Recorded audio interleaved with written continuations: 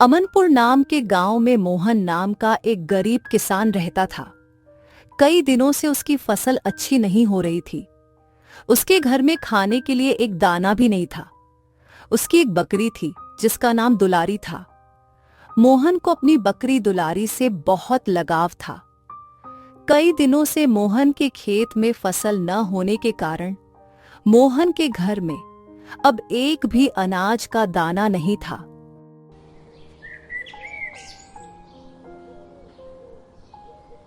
देखिए जी, आज कई दिन हो गए हैं लेकिन घर में कुछ भी खाने को नहीं है। अगर ऐसे ही चलता रहा तो हम भूखे ही मर जाएंगे। अरे भाग्यवान, तुम तो जानती ही हो मेरी मेहनत में तो कोई कमी नहीं है।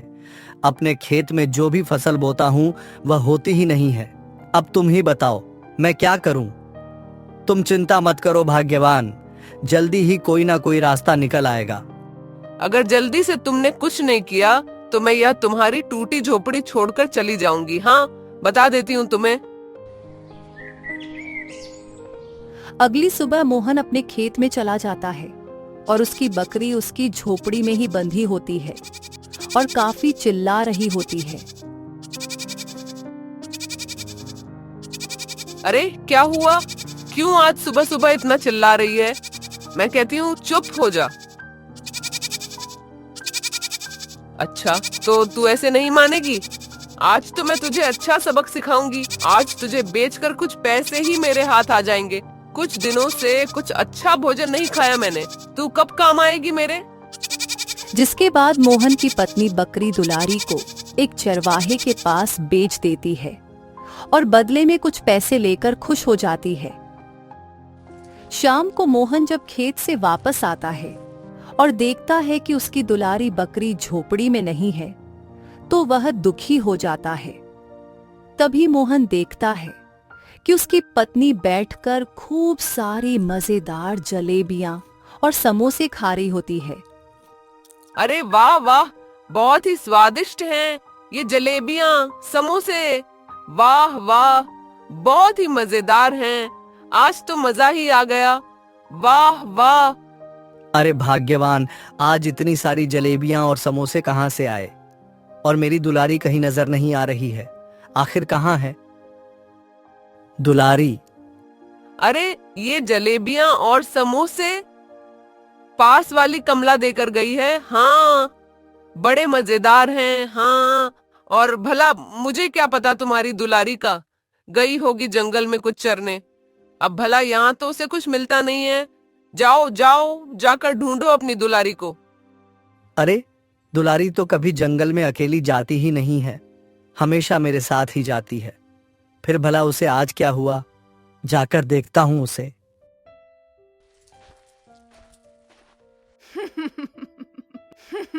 जाओ जाओ, ढूंढो अपनी दुलारी को। उसे बेचकर ही तो मुझे आज ये जलेबी और समोसे खाने को मिले हैं। हाँ।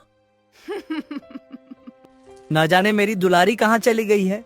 मेरी दुलारी ठीक तो है ना? न जाने इस जंगल में कोई जानवर खा तो नहीं गया। अरे दुलारी, अरे दुलारी, कहाँ चली गई तू? तभी थोड़ी देर बाद उसकी दुलारी बकरी नजर आती है। वह कुछ देर मोहन को देखती है और फिर भागने लगती है। मोहन भी उसे देखकर उसके पीछे जाने लगता है। अरे दुलारी, रुक तो सही। आज यह क्या हुआ है तुझे? मैं कहता हूं रुक जा। अरे दुलारी, क्या हुआ है? अरे रुक जा दुलारी, रुक जा। लेकिन उसकी बकरी नहीं रुकती और वह जंगल की ओर भागने लगती है। भागते भागते वह एक सुंदर से पेड़ के पास आकर रुक जाती है। अरे अरे, तू भी ना दुलारी, आज डरा ही दिया था। ऐसे अकेले इस जंगल में क्यों चली आई थी? कब से यहाँ ढूंढ रहा हूँ, और तू मुझे यहाँ क्यों लेकर आई है दुलारी? तभी मोहन को एक बूढ़ी अम्मा की रोने की आवाज सुनाई देती है।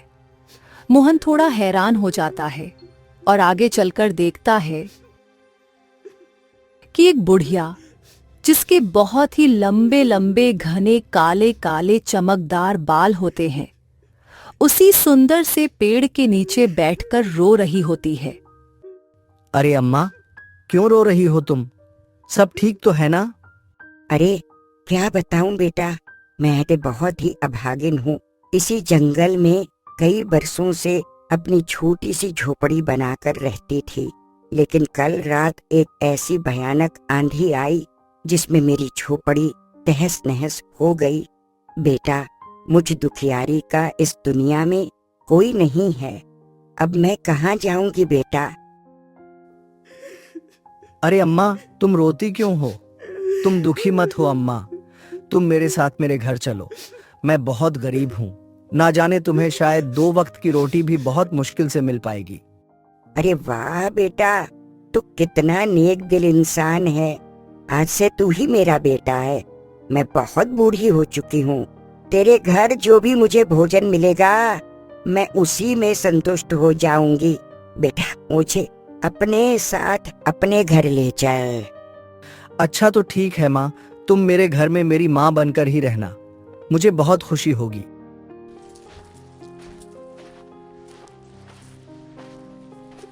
तभी उसकी पत्नी मोहन के साथ बूढ़ी अम्मा को देखकर वह बहुत गुस्सा हो जाती है। अरे अरे, आज ये किसे ले आए तुम अपने साथ? क्या देखते नहीं हो ये बुढ़िया कौन है और तुम्हारे साथ क्या कर रही है?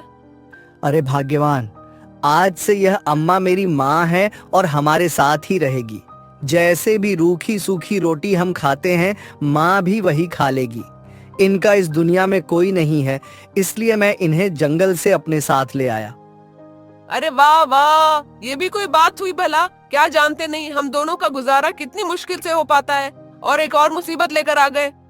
अच्छा अच्छा भाग्यवान, अब गुस्सा मत करो। आज से यही मेरी माँ है। इनका इस दुनिया में और कोई नहीं। जाओ, रसोई में जो भी खाने का हो वो अम्मा के लिए ले आओ। खुद एक वक्त की रोटी नहीं खा पाते, ऊपर से ले आए इस अम्मा को यहाँ। अरे, घर में तो कुछ नहीं है सिवाय कुछ चावल के दानों के। भला उनसे इस अम्मा का पेट थोड़ी ही भरेगा। तुम भी ना जाने किससे ले आए। खुद एक वक्त की रोटी नहीं खा पाते, ऊपर से ले आए इस अम्मा को यहाँ। अरे बिटिया, मैं उन थोड़े से चावलों के दानों से ही अपनी भूख मिटा लूंगी। तुम दुखी मत हो, मुझे बस वही चावल के दाने ला कर दो। अच्छा अच्छा ठीक है, ला कर देती हूँ तुम्हारे लिए चावल के दाने। मैं भी तो देखूं भला इतने से दानों से तुम अपनी भूख कैसे शांत करोगी। तभी मोहन की पत्नी रसोई में जाती है और एक पतीले में, जिसमें बहुत ही कम चावल के दाने होते हैं, अचानक से चावल के दाने भर जाते हैं, जिसे देखकर वह हैरान रह जाती है। अरे ये कैसे हुआ? ये तो एक चमत्कार है। हाय, इतने सारे चावल के दाने! अरे वाह वाह, मेरी तो कुछ समझ में ही नहीं आ रहा है। तभी वहां पर मोहन आ जाता है और यह सब देखकर हैरान हो जाता है। अरे भाग्यवान, ये सब कैसे हुआ? इतने सारे चावल के दाने?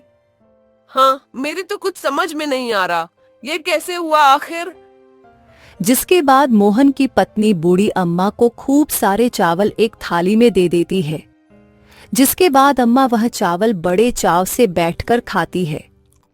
तभी मोहन की पत्नी बूढ़ी अम्मा के लंबे लंबे बाल बड़े ध्यान से देखती है, जो काफी चमक रहे होते हैं।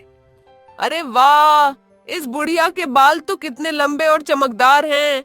वाह वाह, इतने सुंदर बाल! इस जैसे बाल तो पूरे गांव में किसी के पास नहीं हैं। हाँ, अरे वाह वाह, यह तो सच में बहुत ही स्वादिष्ट भोजन है। वाकई मोहन बेटा, मेरी आत्मा को शांति मिल गई। वाह वाह, बहुत ही मजेदार भोजन है। आज तो न जाने कैसे ये चमत्कार हुआ और चावलों से हमारा पेट भर गया। लेकिन कल क्या होगा? कल कैसे हमारी भूख मिटेगी? तभी बूढ़ी अम्मा अपनी पलकें झपकाते हुए मुस्कुराती है।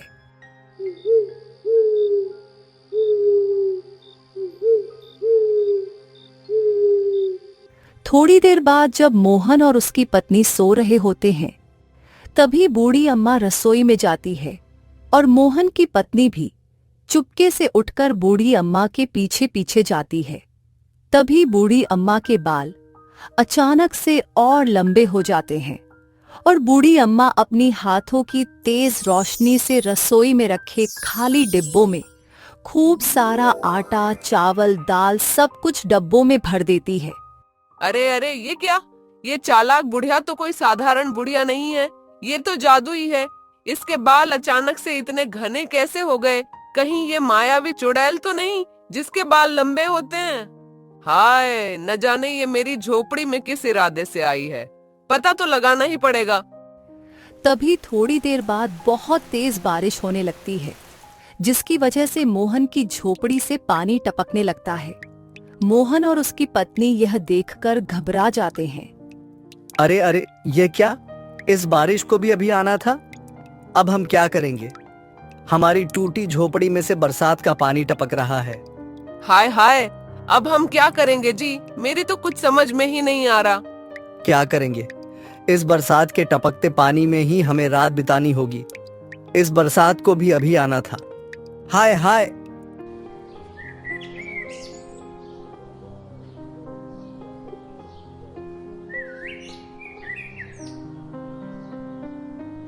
अगली सुबह मोहन जब उठता है तो यह देखकर हैरान हो जाता है कि उसकी टूटी झोपड़ी के सामने बहुत सारी ईंटें लगी हुई हैं। अरे भाग्यवान, जल्दी यहाँ आओ। ये देखो, हमारी झोपड़ी के सामने आखिर इतनी सारी ईंटें कहाँ से आईं? मुझे तो कुछ समझ में नहीं आ रहा है। अरे अरे, मुझे लगता है ये भगवान का चमत्कार है। उन्होंने हमारी सुन ली जी। इन ईंटों से तो हम अपनी टूटी फूटी झोपड़ी को एक पक्के घर में बना देंगे। हाँ, बस अब मुझे रहा नहीं जाता इस टूटी फूटी झोपड़ी में। अरे हाँ मोहन बेटा, लगता है यह भगवान की ही मर्जी है। तू इन ईंटों से अपनी टूटी झोपड़ी को पक्का कर ले। जिसके बाद मोहन खुशी से सिर हिलाता हुआ उन ईंटों से अपना घर बनाने लगता है और देखते ही देखते बहुत सुंदर सा घर बन जाता है। अरे वाह वाह, हमारा कितना सुंदर घर बनकर तैयार हो गया जी। देखिए तो, ये देखने में कितना सुंदर लग रहा है। अरे वाह वाह। हाँ भाग्यवान, तुम बिल्कुल सही बोल रही हो। हमारा घर देखो तो सही, कितना सुंदर है। हाँ बेटा, देख रही हूँ। मोहन बेटा, तेरा घर तो बहुत ही सुंदर है। वाह वाह, सब ऊपर वाले की मर्जी है बेटा। उसके खेल निराले हैं बेटा। जिसके बाद बूढ़ी अम्मा हंसने लगती है। मुझे तो लगता है ये जादू भी इस मायावी चुड़ैल का है। अब मुझे जल्दी कुछ करना होगा। हाँ, कहीं ऐसा ना हो कि हम दोनों को खा जाए। नहीं नहीं, मुझे जल्दी ही इस मायावी चुड़ैल का पता लगाना ही होगा।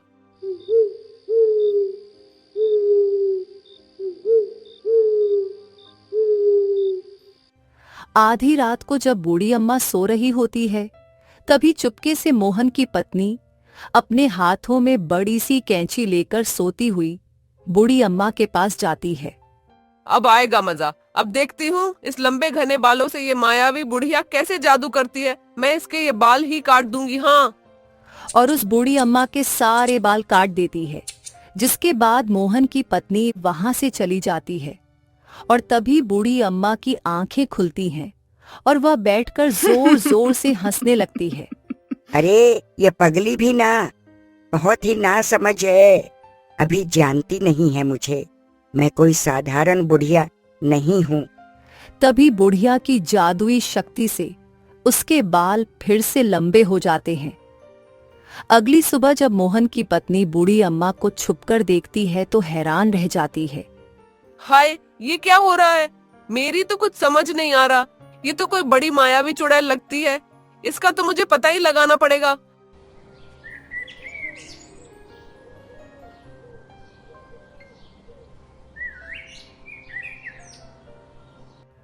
कुछ दिन बाद जब बूढ़ी अम्मा सो रही होती है और मोहन की पत्नी छुपकर उसे देख रही होती है, तभी अचानक से बूढ़ी अम्मा अपनी आंखें खोलती है और घर से निकलकर बाहर जंगल की ओर जाने लगती है। मोहन की पत्नी भी बूढ़ी अम्मा के पीछे पीछे जाने लगती है और तभी वह देखती है कि बूढ़ी अम्मा जंगल में तालाब के पास जाती है और अचानक से उस तालाब के पास जाकर एक बहुत सुंदर परी में बदल जाती है। और तभी तालाब में से एक छवि आती है जिसमें से एक बहुत ही सुंदर परी निकलती है। नमस्ते रानी परी। अब आपका समय धरती लोक पर थोड़ा ही शेष बचता है। आप एक जादुई नगरी से हैं और परियों की रानी भी। जादुई नगरी को आपका इंतजार है। मैं जानती हूँ अब मेरा मनुष्यों के बीच एक साधारण मनुष्य बनकर रहने का समय समाप्त होने को है, लेकिन जितना भी समय बचता है मैं अपने बेटे मोहन के साथ बिताना चाहूंगी। मोहन बहुत ही ईमानदार और नेक दिल इंसान है। मैं बहुत ही जल्द जादुई नगरी वापस आ जाऊंगी। जी रानी परी, जो आपकी इच्छा। अब मैं यहाँ से चलती हूँ। जिसके बाद छवि वहां से गायब हो जाती है। तभी मोहन की पत्नी, जो छुपकर देख रही होती है, अरे अरे, इसका मतलब ये बुढ़िया मायावी चुड़ैल नहीं बल्कि जादुई नगरी की रानी परी है। अरे वाह वाह, कितने अच्छे भाग्य हमारे। अब मुझे समझ आ गया, मैं इन परियों की रानी को ऐसे नहीं जाने दूंगी। थोड़ी देर बाद मोहन की पत्नी अपने घर आती है और मोहन को सारी बात बताती है। अरे सीमा, तुम ये क्या बोल रही हो? क्या सच में माँ एक जादुई नगरी की रानी परी है? मुझे तो यकीन ही नहीं हो रहा है। अरे हाँ हाँ, बिल्कुल सच बोल रही हूँ। मैंने सब अपनी आंखों से देखा है। वह परियों की रानी रानी परी है। हाँ देखो अम्मा, अब मुझे पता चल गया है, तुम कोई साधारण अम्मा नहीं हो बल्कि एक जादुई नगरी की रानी रानी परी हो। बूढ़ी अम्मा हैरान हो जाती है। इतना सुनते ही बूढ़ी अम्मा फिर से वही सुंदर रानी परी का रूप धारण कर लेती है। मोहन यह देखकर बहुत हैरान हो जाता है। अरे माँ, मुझे तो यकीन नहीं हो रहा है। ये मैं क्या देख रहा हूँ? तुमने अचानक से अपना रूप कैसे बदल लिया? यह सच है मोहन बेटा। मैं जादुई नगरी से परियों की रानी परी हूँ, जो इस धरती पर कुछ दिन मनुष्यों के बीच रहने आई थी। मैं एक ऐसी जगह ढूंढ रही थी जहाँ पर मैं कुछ दिन रह पाऊं। उस दिन मैंने तुम्हें जंगल में अपनी बकरी के लिए रोता देखा, तो मुझे यह अनुभूति हो गई थी कि तुम्हारा हृदय बहुत कोमल और नेक है। इसलिए मैंने सोचा कि मैं तुम्हारे साथ ही अपने कुछ दिन धरती लोक पर बिताऊं। तुम जिस बकरी के पीछे मेरे पास आए थे, वह तुम्हारी बकरी नहीं थी। तुम्हारी पत्नी ने तो तुम्हारी बकरी को एक चरवाहे को बेच दिया था। जिस दुलारी से तुम उस दिन जंगल में मिले और अपने साथ लाए, वह मेरी माया थी। मैं तुम्हें दुखी नहीं देखना चाहती थी बेटा। तुम एक नेक दिल इंसान हो, जिसके साथ मैं कुछ दिन इस धरती लोक पर रह सकती थी। इसलिए ही मैंने अपना भेष एक बुढ़िया के रूप में बदल लिया और यहाँ तुम्हारे साथ तुम्हारे घर चली आई। मोहन यह सुनकर बहुत हैरान हो जाता है। रानी परी, धन्य भाग है मेरे जो मेरे साथ मेरी माँ बनकर रहने आई। आपको अपनी माँ के रूप में पाकर मुझे बहुत खुशी हुई। रानी परी, देखो रानी परी, तुम तो जानती ही हो, तुमने इतने दिन हमारे साथ बिताए हैं, तो मैं तुमसे कुछ मांगना चाहती हूँ। तुम जादुई नगरी से हो, मेरे पति ने तुम्हें अपनी माँ समझा है, इसलिए तुम्हें मेरी इच्छा पूरी करनी होगी। हाँ, आखिर क्या इच्छा है तुम्हारी? मैं अवश्य ही पूरा करूंगी, बताओ मुझे। तभी मोहन की पत्नी काफी सोच में पड़ जाती है और 2 मटके लेकर आती है। ये रहे मटके, तुम इन दोनों मटकों को धन और सोने चांदी से भर दो, मैं बहुत अमीर हो जाऊंगी। हाँ, इतना धन पाकर तो हमारी सारी समस्या दूर हो जाएगी। हाँ, अच्छा ठीक है, अगर तुम्हारी यही इच्छा है तो मैं जरूर तुम्हारी यह इच्छा पूरी करूंगी बेटी। लेकिन इन दोनों मिट्टी के घरों में से तुम्हें सिर्फ पहले मटके को ही छूना है। और तभी देखते ही देखते दोनों मिट्टी के मटकों में सोना चांदी भर जाते हैं। मोहन की पत्नी यह देखकर बहुत खुश हो जाती है। अरे वाह, इतना सारा सोना, इतना सारा चांदी, वाह वाह, अब तो मैं बहुत अधिक धनवान हो जाऊंगी। हाँ, अच्छा मोहन बेटा, अब मेरा यहाँ से जाने का समय आ चुका है। तुम्हारे साथ कुछ दिन बिताकर मुझे बहुत आनंद मिला। लेकिन सीमा बेटी, तुम ध्यान रखना, जो भी मैंने तुमसे कहा है, इन दोनों मटकों में से केवल पहला मटका ही चुनना, वरना परिणाम अच्छा नहीं होगा। जिसके बाद वह रानी परी वहां से गायब हो जाती है। अरे वाह वाह, इतना सारा धन। अब जरा इस धन से भरे मटके को छूकर तो देखूं। वाह वाह, कितना सारा धन। अब तो मैं पूरे गांव में सबसे अमीर हो जाऊंगी। और पहला मटका उठाती है और बहुत खुश हो जाती है। लेकिन फिर मोहन की पत्नी की नजर दूसरे घड़े पर पड़ती है, जो सोने और चांदी से चमक रहा होता है। अरे वाह वाह, ये धन का दूसरा मटका तो बहुत ज्यादा चमक रहा है। अरे वाह, अगर इस मटके का धन भी मेरा हो जाए तो कितना अच्छा होगा, मैं और धनी हो जाऊंगी। नहीं नहीं सीमा, ये तुम क्या कह रही हो?